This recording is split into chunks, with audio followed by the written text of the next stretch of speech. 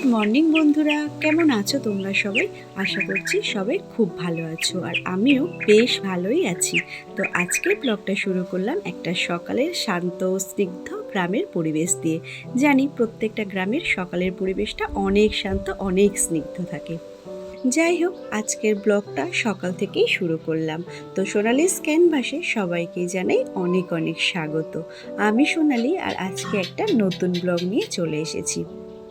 তো আজকের ব্লগটা শুরু করলাম সকাল থেকে। ঘুম থেকে উঠে ফ্রেশ হয়ে এখন চলে এসেছি মন্দিরে। আজকে না আমাদের মন্দিরে পুজো আছে, মানে আজকে বুদ্ধ পূর্ণিমা। জানি ব্লগটা বেশ কিছুদিন আগে, তো আমার এডিট করতে না একটু সময় লেগে গেছে, তো প্লিজ তোমরা একটু মানিয়ে নিও। বুঝতেই পারছো, বাড়িতে এসেছি আর সকলের সাথে দিনগুলো ভীষণ আনন্দ মজা করেই কাটাচ্ছিল। বিশেষ করে না মাম্মাম মাম্মাম এখানে এসে এত ভালো থাকে, মানে মুক্ত পরিবেশে সকলের সাথে না প্রাণ খুলে খেলা করে, যেটা আমাদের শহরে তো কখনোই পসিবল হয় না, তাই না বলো? আর ও তো সারাদিন না একা একাই ঘরের মধ্যে থাকে, তো সেই জন্য ও এখানে আসলে না খুব খুশি থাকে। আর আমি সেই জন্য যখনই সময় পাই মাম্মামকে কিন্তু এখানেই নিয়ে আসি, যাতে ও সব কিছু আনন্দ পাক, কোনো কিছু থেকেই যেন ও বঞ্চিত না হয়। তো যাই হোক, আমার প্রসাদগুলো কাটা হয়ে গেছে, আর এখন পুজোর বাকি জোগাড়গুলো আমি করে নিচ্ছি। আর জানো তো, আমাদের বাড়িতে ব্রাহ্মণ মশাই আসার কথা ছিল ওই 10টা নাগাদ, কিন্তু উনি এসেছিলেন ওই 1:30টা নাগাদ। তো দেখো, এখন হচ্ছে জাস্ট পুজো শুরু হয়ে গেছে। আর আমাদের পাড়াতে না প্রায় প্রত্যেকটা বাড়িতেই এই বুদ্ধ পূর্ণিমার দিন পুজো হয়। তো যাই হোক, এখন পুজো হয়ে গেছে, আর এখন দেখো আমরা ব্রেকফাস্ট করছি। ব্রেকফাস্টে না বাবা একটু পরোটা আর তরকারি কিনে নিয়ে এসেছিলো। তো আমরা খাওয়া দাওয়াটা সেরে নিলাম, আর এখন দেখো বাবা না একটা থামস আপ আর কিছু লিচুও নিয়ে এসেছিলো। আর মাম্মাম না লিচু খেতে খুব পছন্দ করে, তো মেনলি ওর জন্যই নিয়ে আসা। তো এখন আমরা সবাই মিলে এগুলো খাওয়া দাওয়া করে নিলাম। আর এই দেখো আমার মাম্মাম আর পাপা এখানে খেলা করছে। ভাইয়ের সাথে না সারা দিন কাটাতে ও খুব ভালোবাসে। আর এদিকে দেখো আমাদের ঘরেতে এসি লাগানো হচ্ছে। বুঝতেই পারছো ভীষণ গরম পড়ে গেছে, তো আমাদের যাতে একটুও না কষ্ট হয় সেই জন্য বাবা ঘরেতে এসিটাও লাগিয়ে দিচ্ছে। তো যাই হোক, এসি লাগানো হয়ে গেছে, ওরা চলে গেছে। আর এখন দেখো আমার দিদি দুপুরের জন্য রান্না করছে। জানো তো, আমাদের বাড়িতে নিয়ম আছে যে যতক্ষণ না বাড়িতে পুজো হবে ততক্ষণ না বাড়িতে কিন্তু রান্না করা যাবে না, মানে কোনো রকম আগুন জ্বালানো যাবে না। তো পুজোটা কমপ্লিট হয়েছে, আর তারপরেই কিন্তু দিদি রান্নাও শুরু করে দিয়েছে। আর এবেলা না আমরা সবাই মানে নিরামিষ খাবো।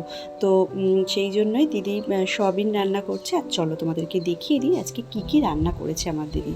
তো এই দেখো, ঝিঙে আলু দিয়ে সয়াবিনের তরকারি করেছে, এদিকে শাক ভাজা, করলা ভাজা, আর ওটা না চিচিঙ্গে নারকেল দিয়ে একটা তরকারি বানিয়েছিল, ভীষণ সুন্দর ছিল খেতে। আর ছিল চাটনি। আর এই দেখো, এই দইটা না আমার বাবা বসিয়েছে। আমার বাবা না খুব ভালো দই বসাতে পারে। দুপুরের খাওয়া দাওয়াটা সেরে একটু রেস্ট নিয়েছিলাম, আর এখন বিকাল হয়ে গেছে। তো তোমাদের সাথে আমি শেয়ার করেছিলাম সকালের গ্রামের পরিবেশটা কতটা সুন্দর থাকে, আর এখন শেয়ার করছি দেখো যে বিকালের গ্রামের পরিবেশটা ঠিক কতটা সুন্দর হয়। অ্যাকচুয়ালি কি জানো তো, গ্রামের পরিবেশ মানেই শান্ত স্নিগ্ধ একটা সুন্দর পরিবেশ। আর আমাদের বাড়ির পাশেই না একটা বাগান আছে, তো বিকাল হলেই আমরা সেখানে সবাই মিলে চলে আসি। খুব সুন্দর একটা হালকা ঠান্ডা বাতাস হচ্ছিল, তো সেখানে সবাই মিলে বসে বসে আমরা গল্প করছিলাম। আর এদিকে আমার মা মাম্মাম আর পাপানকে নিয়ে দেখো খেলা করছিল। আর জানো তো, আমরা যখনই মানে এখানে আসি বা আমার বাবা মা আমাদের বাড়িতে যায়, তখন কিন্তু আমাদের বাচ্চাদের সব দায়িত্ব কিন্তু আমার বাবা মায়ের উপরেই থাকে। আর আমাদের বাচ্চারা আমার বাবা মায়েদের সাথে থাকতে না ভীষণ পছন্দ করে।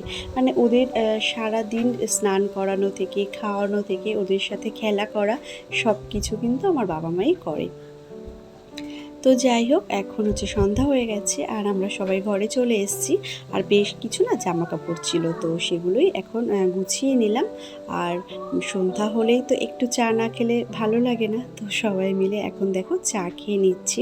তো বাপের বাড়ি আসা মানেই সারাদিন শুধু খাওয়া দাওয়া আর মজা করেই কাটানো।